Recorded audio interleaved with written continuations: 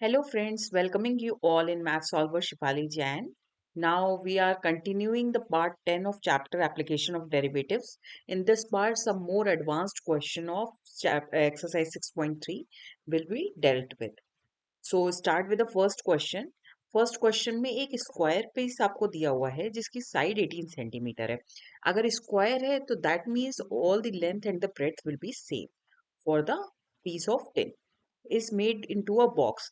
उसको मैंने बॉक्स में कन्वर्ट करना है by cutting a square from each side. ये मेरा स्क्वायर है, हर तरफ से एक स्क्वायर कट करना है और इसको बॉक्स में कन्वर्ट करना है. Okay. And flaps to form a box. What should be the side of the square. हमें बताना है कि जो ये स्क्वायर हम कट कर रहे हैं उसकी साइड की लेंथ क्या होगी जिससे कि मेरे को वॉल्यूम मैक्सिमम मिले.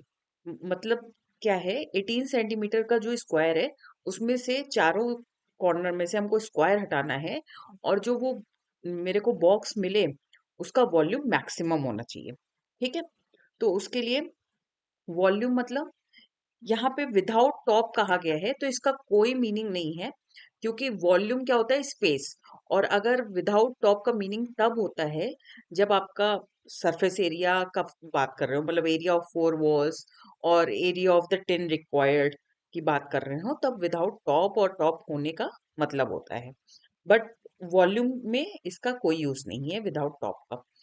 तो इसमें वॉल्यूम निकालना है बॉक्स का जब मैक्सिमम हो. ठीक है.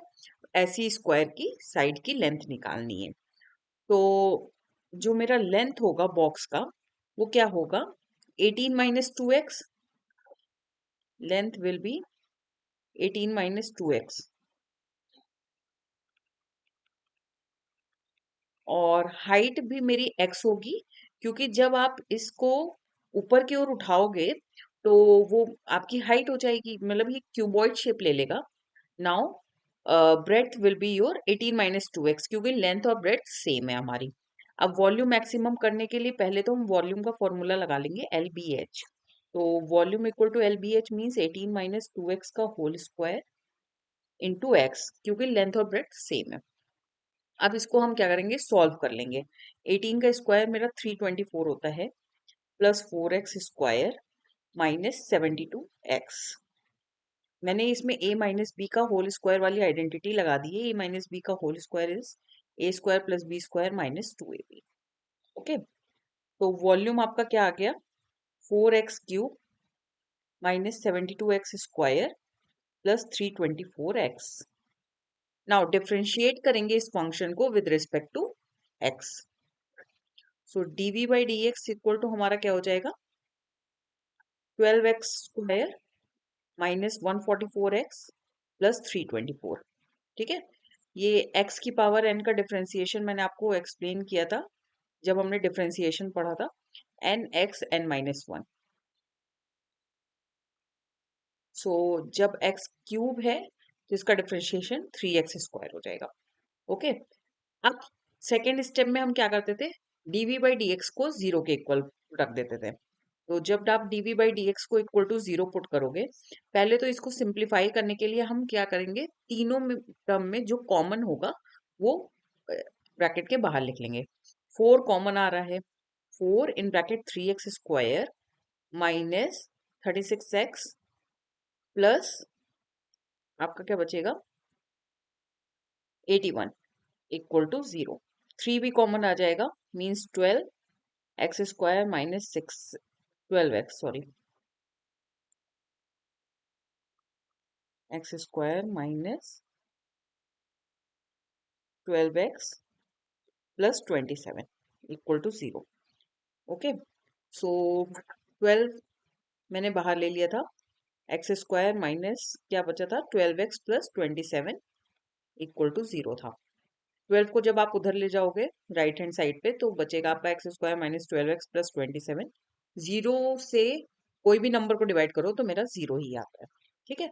Now we are getting the quadratic equation. और क्वाड्रेटिक इक्वेशन को सॉल्व करने के लिए हम क्या करेंगे, स्प्लिटिंग मेथड लगाएंगे. मींस कांस्टेंट टर्म का एलसीएम निकालेंगे, उनके फैक्टर्स को अरेंज करेंगे, जैसे प्लस करने पर 12 आना चाहिए और मल्टीप्लाई करने पर 27. तो इसके लिए मैंने 9 और 3 फैक्टर ले लिया 27 का. तो ये हो गया -9x - 3x + 27 = 0। अब पहले दो टर्म में से x कॉमन आ जाएगा, means x - 9 will remain in the bracket. दूसरे दो टर्म में -3 कॉमन किया मैंने, x - 9 again in the bracket. So ये आपको क्या मिल गया, x - 3 एक ब्रैकेट में और x - 9 = 0। सो x की वैल्यू आपकी 3 आई और 9 आई। Now we will check at which point, मतलब किस वैल्यू के लिए, x की किस वैल्यू के लिए मेरा वॉल्यूम मैक्सिमम होगा। इसके लिए आपको क्या करना होगा, dv/dx था मेरे पास, उसको अगेन डिफरेंशिएट करेंगे v/dx² करके, और v डबल डैश निकालेंगे सेकेंड डेरिवेटिव। तो सेकेंड डेरिवेटिव मेरा क्या आएगा, 12 in bracket 2x - 12। So you will get 12 into 2 outside x - 6, 24x - 6।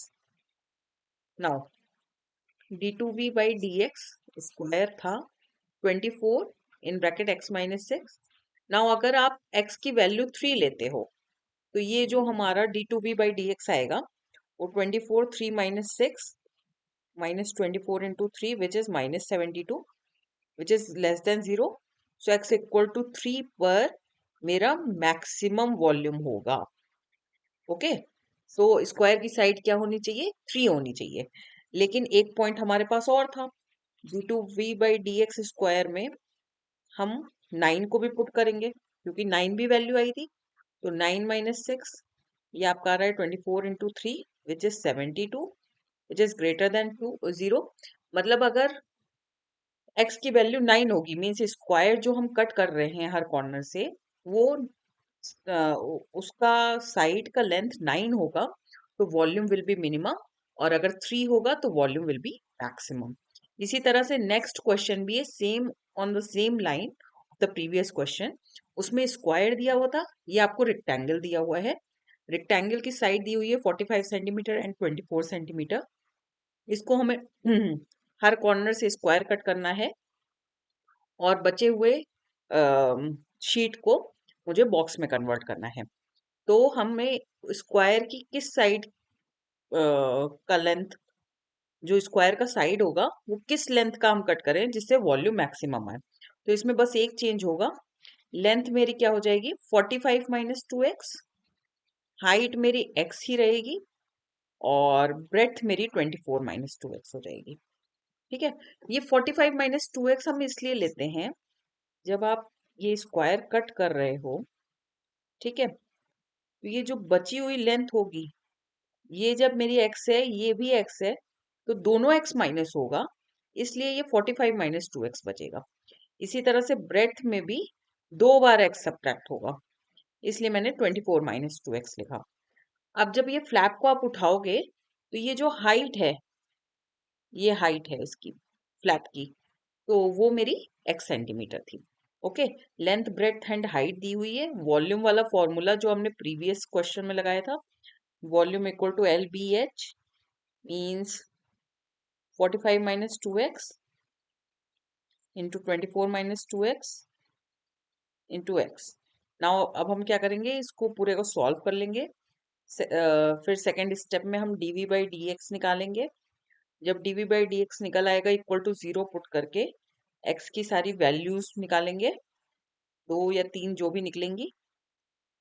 जो वैल्यूज निकलेंगी उस पे d2v/dx² को चेक करेंगे, जिस पर लेस देन 0 आएगा उस पर वॉल्यूम मैक्सिमम होगा, और जिस पर ग्रेटर देन 0 आएगा उस पर वॉल्यूम मिनिमम होगा। ठीक है, तो इस तरह से हम ये वाला क्वेश्चन पिछले क्वेश्चन की तरह करेंगे।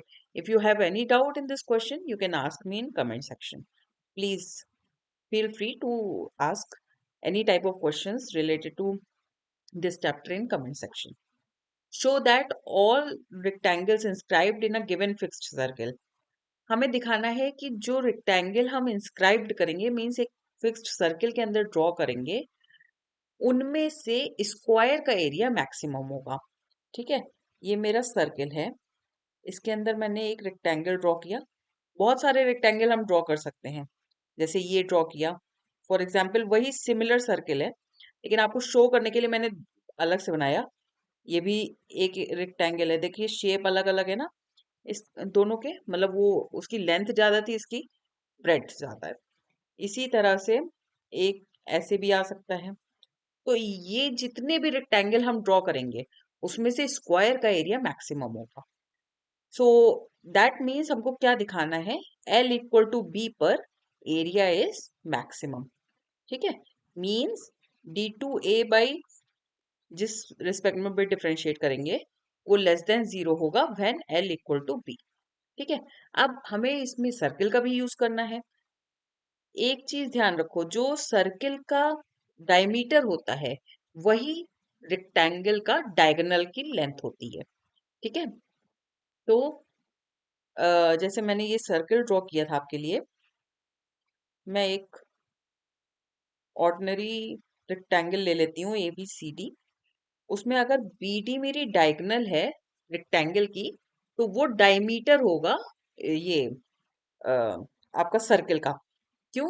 क्योंकि आपने क्लास 9th में पढ़ा होगा एरिया, मतलब जो अगर हम सेमी सर्किल के अंदर ये अगर 90 डिग्री एंगल है इस आर्क में, तो जो ये लाइन होती है वो डायमीटर होती है गिवन सर्किल की। ठीक है, तो इसको हम 2R भी लिख सकते हैं डायमीटर को।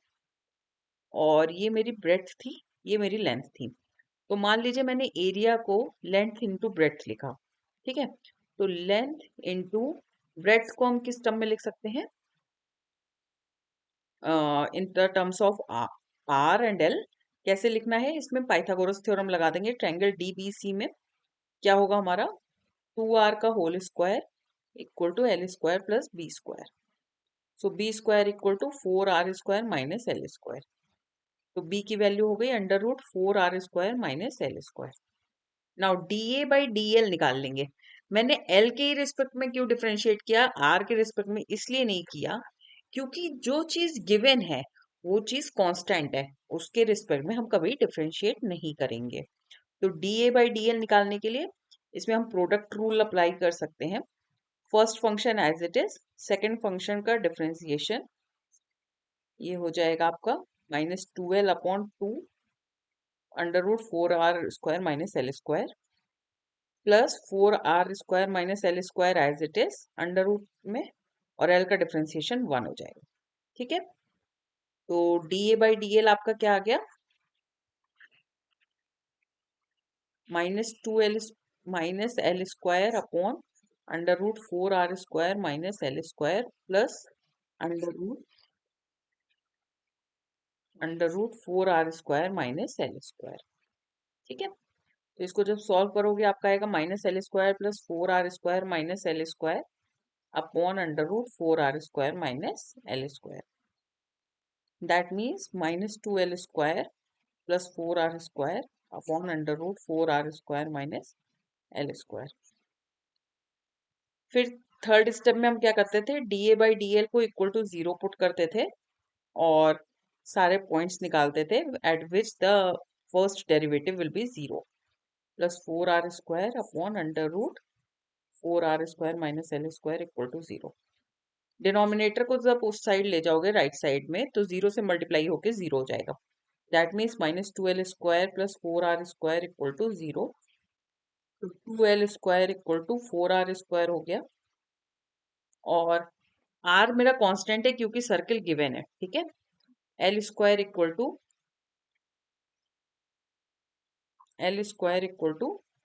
4R square upon 2। That means L equal to root 2R। ठीक है, L की वैल्यू R रूट 2 हो गई। अब हम क्या करेंगे,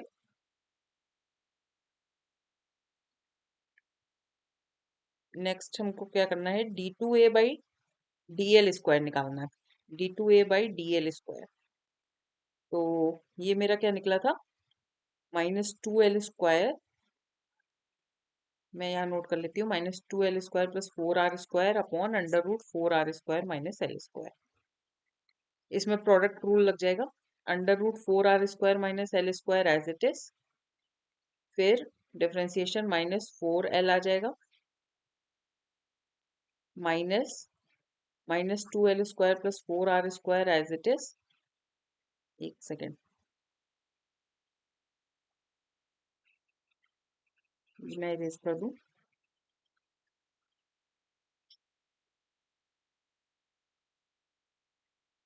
हम्म, और 1/-2l अपॉन 2√4r² - l² हो गया। अपॉन में √4r² - l² का स्क्वायर आपका 4r² - l² हो जाएगा।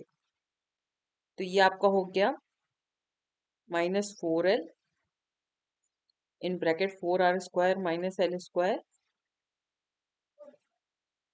Plus l in bracket 4r² - 2l² upon 4r² - l² की पावर 3/2 हो गई। ठीक है, तो ये हो गया 16r²l -16r²l plus 4r²l means -12r²l हो गया। फिर मैंने क्या किया, माइनस माइनस प्लस हो गया, +4l³ और यहाँ पे -2l³ है, +2l³ हो जाएगा अपॉन 4r² - l² की पावर 3/2 हो गया। फिर हम क्या करेंगे, इसमें l की जगह √2r रखना है हमें। ठीक है, तो -12r², l की जगह √2r, फिर +2 ये इंटू 2√2r³ हो जाएगा, 4r² -l² की वैल्यू 2r² हो जाएगी, ये पावर 3/2 हो गया। -12 + 4 -8 √2r³ अपॉन 2r² की पावर 3/2, मतलब आंसर नेगेटिव में आ रहा है। That means at l = √2r volume is area is maximum. l की वैल्यू √2r आ गई। अब ब्रेड्थ की वैल्यू कैसे निकालेंगे, √4r² माइनस l² मतलब 2r² which is again √2r² which is r√2। Length और ब्रेड्थ मेरी सेम हो गई। लेंथ और ब्रेड्थ किस रेक्टेंगल में सेम होती है, जब वो रेक्टेंगल स्क्वायर होता है। That means area of square is maximum. जितने भी हम रेक्टेंगल्स ड्रॉ करेंगे किसी सर्कल के अंदर, फिक्स्ड सर्कल के अंदर, तो उसमें एरिया किसका मैक्सिमम होगा, स्क्वायर का। So that's all for this question. Now we will see the next question. ये आप खुद ट्राई करना, मैं आपको इसका ब्रीफिंग दे दूंगी। Show that the right circular cylinder of given surface, surface given है that mean surface is constant and maximum volume. यहाँ पे सरफेस दिया हुआ है तो आप टोटल सरफेस एरिया की बात करोगे। Is such that height is equal to the diameter of the base, मतलब h = d दिखाना है, और you can say h = 2r दिखाना है। आप जब h = 2r होगा तो वॉल्यूम मैक्सिमम होगा। मैंने आपसे बोला सरफेस एरिया आप क्या लोगे, टोटल सरफेस एरिया लोगे। Total surface area of a cylinder is 2πr h + r। r को हम किसके रिस्पेक्ट में लिख देंगे, d के रिस्पेक्ट में लिख देंगे, तो ये आ जाएगा πd h + d/2। That means πdh + πd²/। Volume के लिए क्या करोगे आप, वॉल्यूम क्या होता है, πr²h πd²/4। h की वैल्यू हम रख देंगे s - πd² upon 2 upon πd। ठीक है, पाई से पाई कैंसिल हो गया, d² से d कैंसिल हो गया, तो ये आपका बच गया sd/4 माइनस πd³/8, πd³/8। ठीक है, वॉल्यूम हो गया। अब हम क्या करेंगे, dv/dd, मतलब डायमीटर के रिस्पेक्ट में मैं डिफरेंशिएट कर लूंगी, या आप h के रिस्पेक्ट में पहले पूरा सबको पुट कर लो, और you can put it in the term of d। मैंने यहाँ पे d के रिस्पेक्ट में पुट किया, तो अब इसको डिफरेंशिएट करेंगे d के रिस्पेक्ट में, बिकॉज s मेरा कांस्टेंट है। ठीक है, तो ये हो जाएगा मेरा d/4 - 3πd²/8। नेक्स्ट स्टेप में dv by d d equal to 0 करते हैं हम, means d by 4 is equals to 3 pi D square by 8 आ गया आपका। 4 कैंसिल हो गया, तो एक मिनट, मैंने क्या किया, एस डी बाई 4 था मेरा, dv बाई dt क्या आ गया आपका, d बाई 4 मैंने यहाँ पे रॉन्ग लिख दिया, s बाई 4 बचेगा, s बाई 4। ठीक है, तो dv by d d equal to 0 करेंगे तो s बाई 4 इक्वल टू क्या आ जाएगा, 3 pi D square by 8। s की वैल्यू आपकी आ गई 3 पाई डी स्क्वायर बाई 2। ठीक है, और यहाँ पे मैंने क्या करना है, 3 पाई, वेट ये रॉन्ग था, 3 pi D square by 2 equal to S की वैल्यू मैंने इस इक्वेशन पर रखी थी, फर्स्ट इसको सपोज कर लेते हैं, यहाँ से एच की भी आ जाएगी pi D H plus pi D square by, means आप पाई डी स्क्वायर बाई 2 को लेफ्ट हैंड साइड पे ले जाओगे तो आपका आ जाएगा pi D square equal to pi D H. मैंने डी ये कैंसिल कर दिया तो डी इक्वल टू एच आ गया। ठीक है, अब हमें चेक करना है कि इस पर वॉल्यूम मैक्सिमम होना चाहिए, उसके लिए हम क्या करेंगे, dv बाई डी डी को अगेन डिफ्रेंशिएट करेंगे with respect to d only, तो ये हमारा आएगा -6 pi d by 8 which is less than 0। ठीक है, ये 0 से कम है, ये मैंने क्यों बोला 0 से कम है, क्योंकि डायमीटर हमेशा ही पॉजिटिव होगा, 6 पाई बाई 8 एक नंबर है, उसको फिर से पॉजिटिव नंबर से मल्टीप्लाई करोगे पॉजिटिव, और बाहर नेगेटिव लगाए इसलिए नेगेटिव हो गया, लेस देन 0 है, that means at d equal to h volume is maximum when the surface area is given. So that's all for today. We will discuss some more questions given in 6.3 in more detail in our next video. ये chapter बहुत important है और हर एक questions आपको practice के लिए जरूरी है, that's why we are discussing each and every questions of NCERT in detail in all my videos. So bye bye.